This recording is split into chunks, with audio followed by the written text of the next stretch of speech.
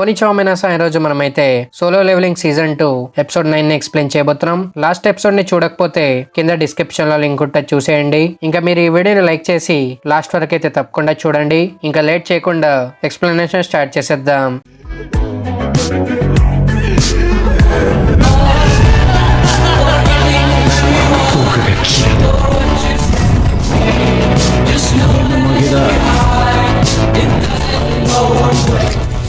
Episode starting లో Jinwoo demon monarch purified blood దొరుకుతుంది. 3 items requirement complete అయిపోయింది కాబట్టి Jinwoo elixir of life potion ని క్రాఫ్ట్ చేస్తాడు. జిన్వు ఇంటెలిజెన్స్ ఎబిలిటీని బట్టి తనకి 6 bottles of elixir of life potions దొరుకుతాయి. ఇంకా ఐరన్ చనిపోయిన కైజలిన్ బాడీని తీసుకొస్తాడు. కైజలిన్ డిమన్ కాదు కాబట్టి జిన్వు తన షాడోని ఎక్స్ట్రాక్ట్ చేసుకుంటాడు. కర్గల్ గన్ లాగానే జిన్వు కైజలిన్ ప్రొనౌన్సియేషన్ తో కన్ఫ్యూజ్ అయ్యి తనకి కైజల్ అని పేరు పెడతాడు. జిన్వుకి బారాన్ యూజ్ చేసిన ఐటమ్స్ దొరుకుతాయి. ఇంకా క్వెస్ట్ లో తనకి షాడో ఎక్స్చేంజ్ రూన్ స్టోన్ దొరుకుతుంది. దీని స్కిల్ ఎఫెక్ట్ ఏంటంటే ఈ వరల్డ్ లో జిన్వు షాడోస్ ఎక్కడ ఉన్నా సరే జిన్వు తన ప్లేస్ ని వాళ్ళతో ఎక్స్చేంజ్ చేసుకోవచ్చు. సింపుల్ గా చెప్పాలంటే టెలిపోర్టేషన్ అన్నమాట. ఈ స్కిల్ లెవెల్ ఇప్పుడు లో ఉంది కాబట్టి ఈ స్కిల్ కూల్ డౌన్ అవ్వడానికి 3 అవర్స్ టైం పడుతుంది.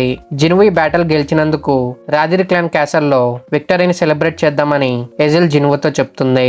కానీ జిన్వుకి తన మదర్ దగ్గరికి వెళ్లాలని ఉంటుంది. అందుకే తను ఎజిల్ తో 80th ఫ్లోర్ కి మళ్ళీ తిరిగి వెళ్లే అంత టైం తన దగ్గర లేదని జిన్వు చెప్తాడు. ఇంకా జిన్వు ఫ్యూచర్ లో ఎప్పుడైనా ఛాన్స్ దొరికితే మళ్ళీ కలుద్దామని చెప్పి అక్కడ నుండి వెళ్లిపోతాడు.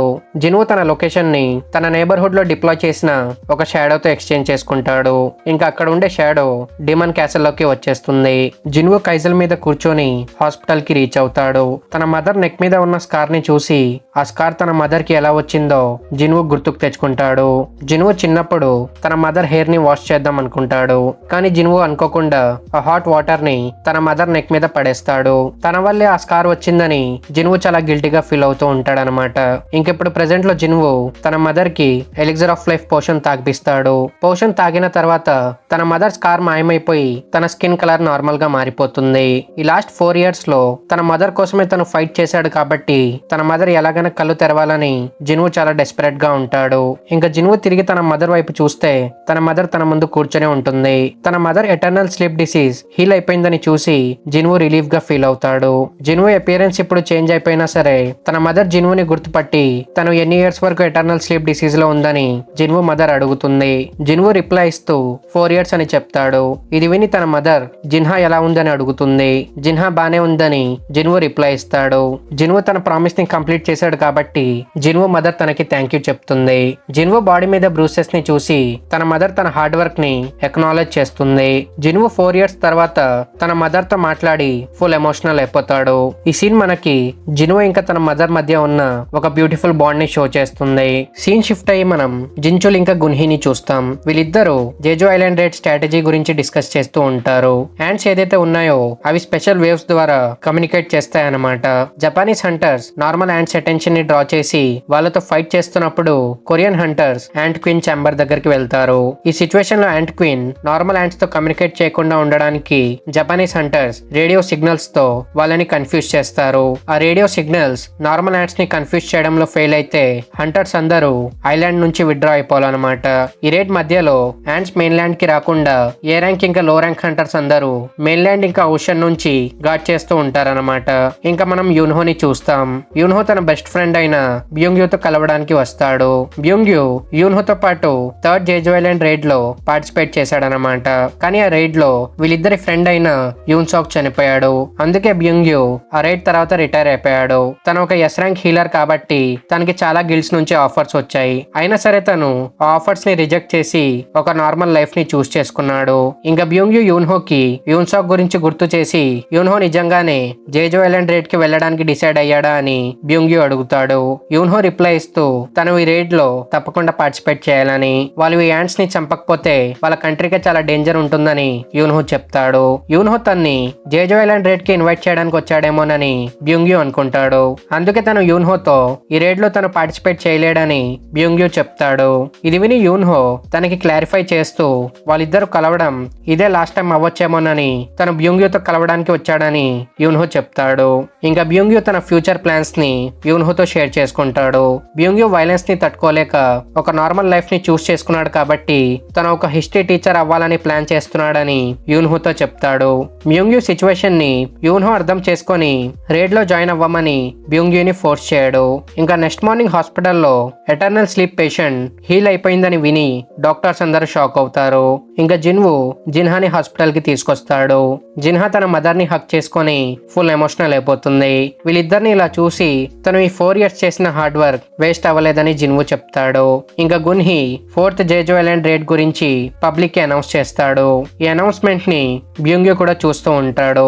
3rd జేజో ఐలాండ్ రేడ్ కి వెళ్లే ముందు యూన్సోక్ తో జరిగిన కన్వర్జేషన్ బ్యూంగ్యూకి గుర్తుకొస్తుంది. జేజో ఐలాండ్ రేడ్ కి వెళ్లడానికి తనకి చాలా భయంగా ఉందని బ్యూంగ్యూ యూన్సోక్ తో చెప్తాడు. ఇది విని యూన్సోక్ తనకు కూడా చాలా భయంగా ఉందని, కానీ ఫైట్ చేయలేని నార్మల్ పీపుల్ హంటర్స్ కన్నా 100 times ఎక్కువ భయపడి ఉంటారని, అందుకే వాళ్ళు జేజో ఐలాండ్ ని క్లియర్ చేసి వాళ్ళ కంట్రీని ప్రొటెక్ట్ చేయాలని యూన్సోక్ చెప్తాడు. ఇంకా తను యూన్హో వైపు చూస్తూ యూన్హోకి ఎప్పుడైనా హెల్ప్ కావాలన్నా వాళ్ళిద్దరిలో ఒకరు యూన్హోకి హెల్ప్ చేయాలని యూన్సోక్ బ్యూంగ్యూతో చెప్తాడు. ఇదంతా గుర్తుకు తెచ్చుకొని తను రేడ్ లో జాయిన్ అవ్వాలో లేదో అని బ్యూంగ్యూ ఆలోచిస్తూ ఉంటాడు. ఇంకా జిన్వు తన మదర్ ని డిశ్చార్జ్ చేసి ఇంటికి తీసుకొస్తాడు. జిన్వు 1 week వరకు ఇంట్లో లేడు కాబట్టి జిన్హా హౌస్ ని క్లీన్ చేయదు. అందుకే వీళ్ళ ముగ్గురు కలిసి హౌస్ క్లీనింగ్ స్టార్ట్ చేస్తారు. తన మదర్ ఇంకా జిన్హాని హ్యాపీగా చూసి జిన్వు ఆలోచిస్తూ వాళ్ళ ఫ్యామిలీ ఇలా హ్యాపీగా ఉండాలని తనకి చాలా ఇయర్స్ నుంచి డ్రీమ్ ఉండేదని, ఇప్పుడు తన డ్రీమ్ నెరవేరినా కూడా తను నర్వస్ గా ఫీల్ అవుతున్నాడని, తను హంటర్ గా మారిన తర్వాత తిరిగి రాలేని ఒక బ్రిడ్జ్ ని తను క్రాస్ చేసేసాడని జిన్వు చెప్తాడు. ఇంకా జిన్వు మదర్ తన ఫాదర్ గురించి ఏదైనా తెలిసిందా అని జిన్వుకి అడుగుతుంది. ఇది విని జిన్వు ఇంకా జిన్హా ఏం ఆన్సర్ చేయరు. జిన్వు మదర్ కి జిన్వు ఎస్ ర్యాంక్ హంటర్ అని న్యూస్ లో చూసిన తర్వాత తెలిసిందనమాట. తను దీని గురించి జిన్వుతో డిస్కస్ చేస్తుంది. ఇల్హాన్ హంటర్ కాకముందు ఒక ఫైర్ ఫైటర్ గా వర్క్ చేసేవాడు అనమాట. తను ఆ వర్క్ చేస్తూ చాలా మందిని సేవ్ చేసేవాడు. తన హెల్పింగ్ నేచర్ నచ్చే జిన్వు మదర్ ఇల్హాన్ ని పెళ్లి చేసుకుంది. ఇప్పుడు జిన్వు కూడా హంటర్ గా మారి చాలా మందిని సేవ్ చేస్తున్నాడు కాబట్టి జిన్వు తీసుకున్న డిసిజన్ తో తన మదర్ జిన్వుని అప్రిషియేట్ చేస్తుంది. జిన్హా ఇది చూసి తను కూడా డాక్టర్ అయ్యి చాలా మందికి హెల్ప్ చేస్తుందని జిన్హా చెప్తుంది. అప్పుడే జిన్చుల్ జిన్వుకి కాల్ చేసి గున్హీతో కలవడానికి రమ్మని ఇన్వైట్ చేస్తాడు. ఇంకా తర్వాత గున్హీ ప్రెస్ కాన్ఫరెన్స్ కంప్లీట్ అవుతుంది. ప్రెస్ కాన్ఫరెన్స్ తర్వాత వీళ్ళిద్దరితో కలవడానికి థామస్ ఆంద్రే వస్తాడు. థామస్ ఒక national level Hunter. National level hunters yes rank కన్నా హయ్యర్ లెవెల్ హంటర్స్ అంటే SS లేదా SSS ర్యాంక్ హంటర్స్ అన్నమాట. ఇంకా థామస్ యుఎస్ లో ఉన్న స్కావెంజర్ గిల్డ్ మాస్టర్. దోంగ్సు తినే గిల్డ్ లోనే ఉన్నాడు. థామస్ జేజో ఐలాండ్ రేడ్ లో పార్టిసిపేట్ చేస్తాడేమోనని తను ఎక్స్పెక్ట్ చేశాడని జిన్చుల్ గున్హీతో చెప్తాడు. ఇది విని గున్హీ నేషనల్ లెవెల్ హంటర్స్ కి నేషనల్ మిలిటరీస్ ని మ్యాచ్ చేసే పవర్ ఉంటుంది కాబట్టి వాళ్ళు ఫారెన్ అఫైర్స్ లో అంత ఈజీగా ఇన్వాల్వ్ అవ్వరని గున్హీ చెప్తాడు. ఇది విని జిన్చుల్ అయితే థామస్ వాళ్ళతో కలవడానికి ఎందుకు వచ్చాడని జిన్చుల్ అడుగుతాడు.